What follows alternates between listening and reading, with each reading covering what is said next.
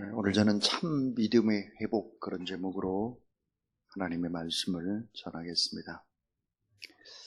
믿음이라고 하는 것이 무엇일까? 믿음은 바라는 것들의 실상이고 보지 못하는 것들의 증거다 그랬습니다. 자, 이 믿음이라고 하는 것은 몇 가지의 전제가 필요합니다. 그게 뭐냐면 주님께서는 다 알고 계신다 하는 것입니다. 다 알고 계신다. 안다라고 하는 이 헬라어의 단어가 에이도입니다. 에이도. 이 에이도가 영어로 to see. 그러니까 다 안다고 하는 것은 다 보고 계신다는 뜻입니다. 일거수일투족을 다 보고 계신다. 알고 계신다. 이 사실을 믿으면 우리가 실족하지 않는 것입니다. 믿음이라고 하는 것은 참 중요한 핵심의 사항인데 믿음이 뭘까? 주님께서는 다 알고 계신다. 내 마음을 알고 계시고 나의 형편과 처지도 알고 계시고 다른 사람들은 나를 오해할 수 있어도 하나님은 다 알고 계신다. 또 하나님은 다 보고 계신다는 것입니다. 그런데 이 믿음이라는 단어 속에 또 하나 우리가 생각해야 될 것이 뭘까? 그러면 내 수고를 다 안다 하는 것입니다. 자, 수고라고 하는 것은 손과 발이 동원되는 노동을 의미합니다. 내 수고를 다 안다. 성경에 보면 너의 땀과 눈물과 기도를 내가 다 보았고 들었고 안다. 그렇게 말씀을 합니다. 또 하나의 믿음이라고 하는 것은 이것을 전제해야 합니다. 믿음은 하나님의 언약의 말씀을 붙잡는 것입니다. 자, 근데 이 하나님의 언약의 말씀이라고 하는 것이 무엇이냐 그러면 이 하나님의 언약, 모든 언약은 약속 어음입니다. 현찰이 아니에요.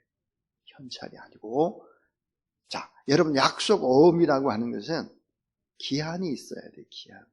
이 기한이 지나야 현금과 똑같은 것이 되는 거죠. 다시 말하면 하나님의 모든 언약은 약속 어음이기 때문에 어음이 되는 바로 이 어음이 현찰이 되는 시점이 있는 거예요. 그럼 이 시점까지 어떻게 될까? 이 시점까지 사실은 인내해야 되는 것입니다.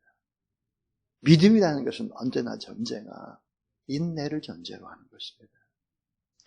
오래오래 참고 견디는 거예요. 오래오래 참고 견디는 거. 온유한 게 뭘까요? 오래오래 참고 견딜 수 있는 것이죠. 이게 믿음입니다. 믿음. 오늘 이 본문은 믿음의 주제 가운데 하나가 뭘까? 그것은 오래오래 참고 견디는 것입니다. 그리고 환난과 고난 중에도 믿으면서 찬송하는 것이다. 이게 믿음이라고 하는 것입니다. 어떤 음악가 베토벤의 음악과 멘델스존의 음악의 차이를 이같이 설명했습니다. 여러분 베토벤 얼마나 위대한 사람입니까? 멘델스존도 마찬가지잖아요. 감미로운 음악. 그 차이를 이렇게 설명했어요. 멘델스존의 음악은 매혹적이고 아름답다. 그러나 영혼을 뒤흔들지는 못한다. 그러나 베토벤의 음악은 영혼을 흔들어 댄다. 그 차이는 고난의 깊이, 그 차이다. 그랬습니다. 얼마나 이 고난을 깊이 있게 견뎌냈느냐의 차이. 그것이 바로 울림이 되는 것이죠. 링컨과 케네디 대통령을 비교해서 그 차이를 이같이 설명했습니다. 말의 무게가 차이가 나는데 그 말의 무게의 차이는 고통의 산물이다. 그랬습니다. 자, 어느 날 연탄, 북한에서 많이 나는 연탄. 어느 날 연탄을 하나님이 한 주먹을 꽉 쥐었습니다. 그리고 이 연탄을 꽉 온 힘을 다했어요. 그리고 폈습니다. 그랬더니 다이아몬드가 됐다는 거예요. 여러분, 어떻게 연탄이 다이아몬드가 됩니까? 연탄이 다이아몬드가 되는 거죠. 왜냐하면 원소 기호가 연탄이나 다이아몬드나 탄소 C입니다. 다시 말하면 연탄도 고난받으면 다이아몬드처럼 될 수 있다 하는 것이 성경이죠.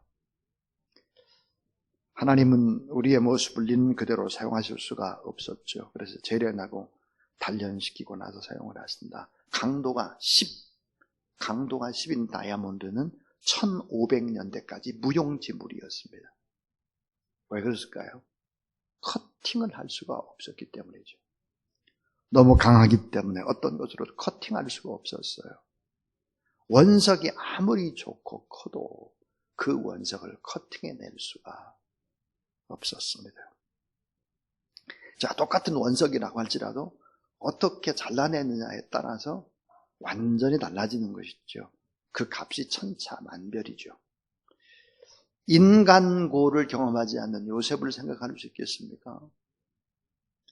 아둘람의 토굴과 광야를 맛보지 않은 다윗이 어떻게 성군이 될 수 있습니까? 사자굴이 없는 다니엘, 고난이 없는 사도 바울을 어떻게 우리는 상상할 수 있습니까? 놀라운 사실은 이 다이아몬드는 어떻게 다이아몬드를 카팅할 수 있을까 하는 거예요. 다이아몬드는 강도가 10으로 제일 강하기 때문에 다이아몬드를 깎아내는 방법은 다이아몬드 밖에는 없습니다. 사람을 연단하는 것도 비슷한 강도의 사람을 사람이 붙여놓는 것이죠. 야곱, 그 야곱 곁에는 누가 있었을까? 야곱 곁에는 라반이라고 하는 야곱보다 훨씬 더 교활한 라반이 있습니다. 자, 다윗 곁에는 누가 있었을까요? 무시무시한 사울을 붙여놓습니다. 다 이렇게 붙여놓는 거예요, 사람을. 원수 같은 사람, 마음에 들지 않는 사람이 내 곁에 있을 수 있다는 것이지요. 보석처럼 귀하게 사용하기 위해서 그 강도가 강하게 되어 있다. 그러므로 우리는 환난과 어려움을 만날 때 믿음으로 감사하면서 찬송을 해야 할 것이다. 오늘 본문이 바로 이런 이야기입니다. 이 사도 바울은 고린도서 1장 8절부터 9절 사이에서 형제들아 우리가 아시아에서 당한 환난을 너희가 알지 못하기를 원치 아니하노니 심해 지나도록 심한 고생을 받아. 따라해 주세요. 살 소망까지 끊어지고, 자, 살 소망, 살 이유가 없어진 거예요. 얼마나 힘들었는지. 그 다음에 우리 마음에 사형 선고를 받은 줄 알았으니 이런 우리로 자기를 의뢰하지 말고 오직 죽은 자를 다시 살리시는 하나님만 의뢰하게 하십니다. 그랬습니다. 살 소망이 끊어졌어요. 그러니까 살아야 될 의미가 없었던 거죠. 마음에 사형 선고를 받았어요. 절망과 낙담의 상황이 된 것입니다. 자, 믿음이라고 하는 것은 뭘까? 환난과 고통 중에도 찬송하는 것이죠. 이게 바로 이제 믿음인데,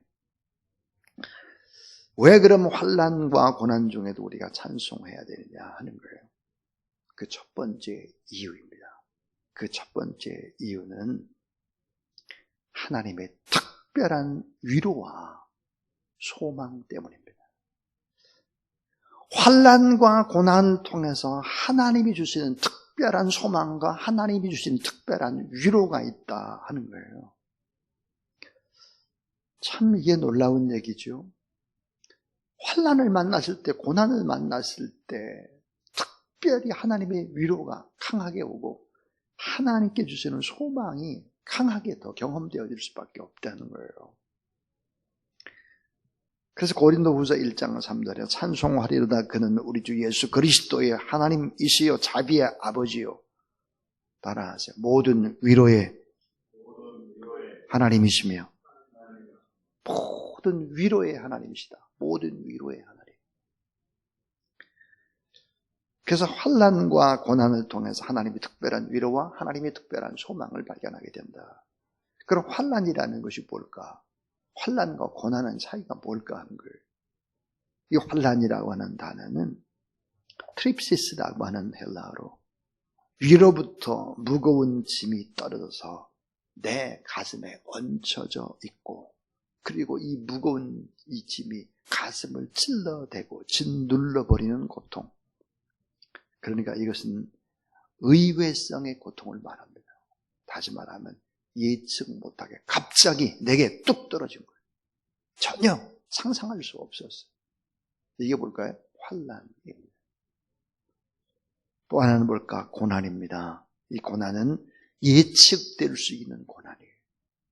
전혀 예측 불가능한 환난, 예측될 수 있는 고난. 인생을 살다 보면 예측되는 고난도 있지만 전혀 예측할 수 없는 환난이 우리를 강타하죠. 오늘 말씀 속에 환난이나 고난이라는 단어보다 훨씬 더 많이 나오는 단어가 뭘까? 위로입니다. 위로.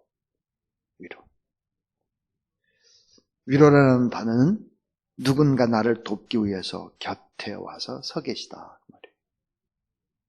누군가 나를 돕기 위해서 곁에 와서 서 계시다. 곁에 와서 함께 하신다. 그래서 보호하시고 위로하시고 지키시는 보혜사. 나를 돕기 위한 그분이 와 서 계신다 하는 거죠. 고린도후서 1장 7절에 보면 이렇게 말을 하죠. 너를 위한 우리의 소망의 견고함은 너희가 고난에 참여하는 자 된 것 같이 위로에도 그러할 줄을 알미라. 하나님은 어떤 분일까? 위로의 하나님이죠. 성령은 어떤 분일까? 위로의 성령님이죠. 이 환난과 고난의 깊이만큼 하나님의 넉넉한 위로와 하나님의 더 강렬한 소망을 우리에게 베풀어 주신다고 약속을 하고 있습니다. 로마서 15장 13절에 소망의 하나님이 모든 기쁨과 평강을 믿음 안에서 너희가 충만하게 하사 성령의 능력으로 소망이 넘치게 하시기를 원하노라. 성령의 능력으로 오늘 여러분에게 소망이 넘치기를 주의 이름으로 축원합니다. 두 번째 오늘 본문의 말씀입니다. 그것은 많은 이웃들을 이해하고 돕고 위로할 수 있다는 것입니다. 자, 많은 이웃들을 내가 이해하고 돕고 위로할 수 있는 능력이 생긴다는 거예요. 환난과 고난을 통해서 말이에요. 우리가 아는 것만큼 사랑할 수 있습니다. 아는 것만큼. 나를 잘 아는 사람이 나를 사랑하는 것입니다. 내 마음을 모르는데, 내 상황을 모르는데 어떻게 사랑할 수 있겠어요? 근데 환난과 고난을 통해서 어떻게 하느냐? 많은 이웃들을 이해하게 돼요. 이해. 그랬구나.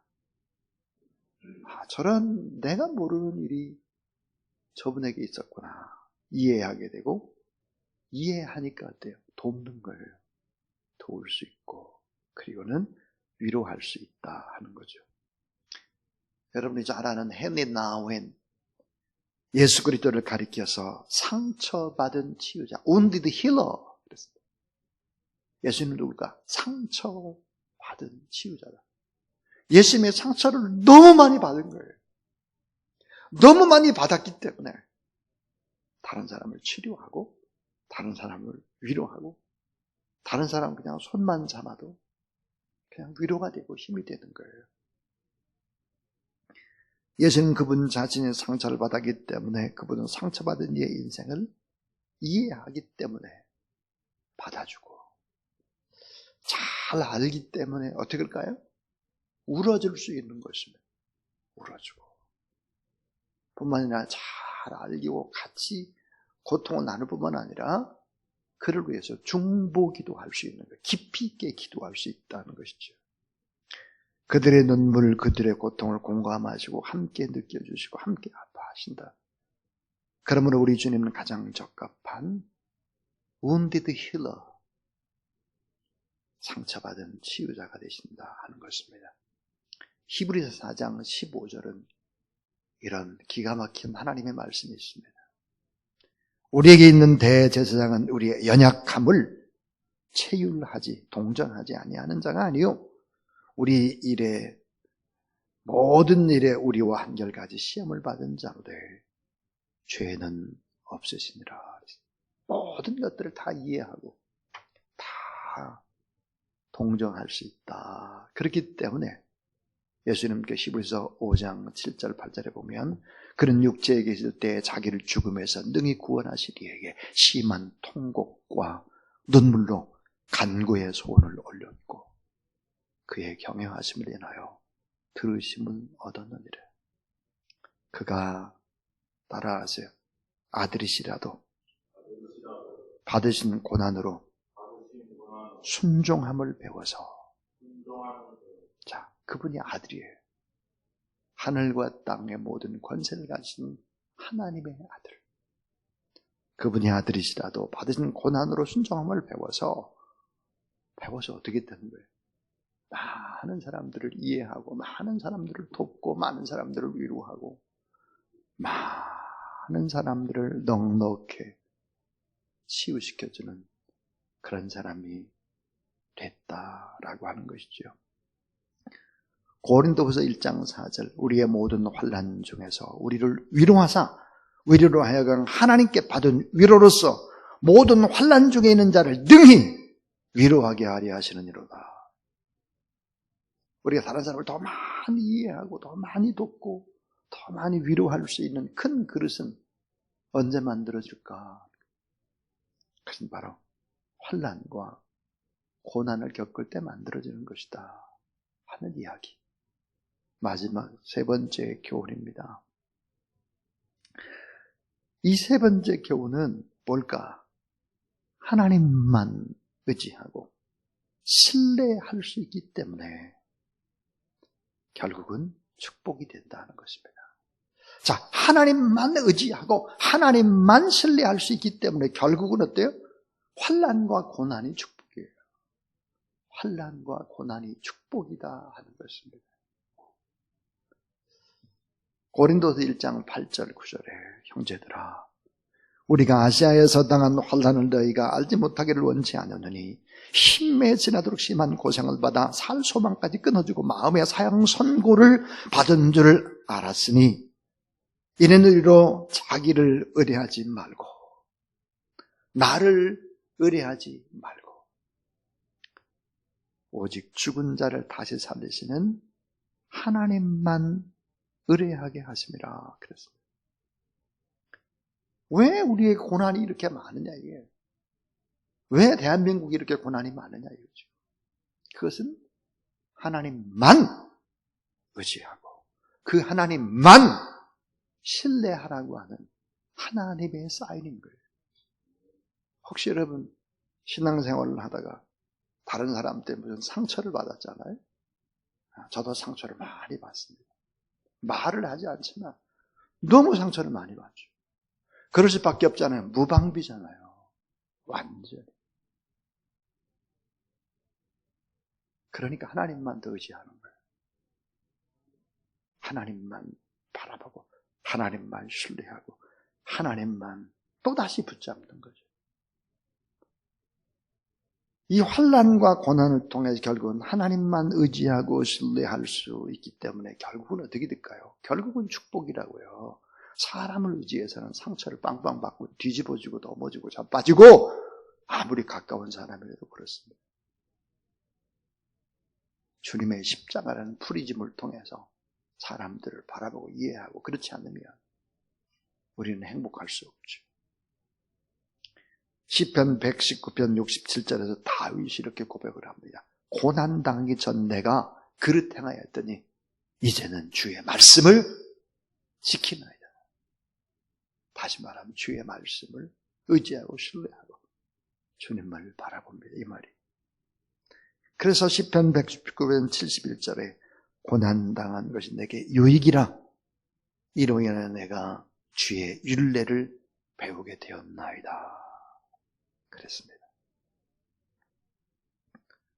진실하게 하나님을 신뢰하는 믿음의 사람은 다시 일어설 수 있고 다시 회복할 수 있고 다시 시작할 수 있다. 환난과 고난의 폭풍 속에서도 우리가 하나님 앞에 인내하며 사는 것이 믿음이에요. 찬송하며 감사하며 사는 것이 믿음이다. 이 믿음을 회복하는 저와 여러분 우리 모두 다 될 수 있기를 주님의 이름으로 축원합니다.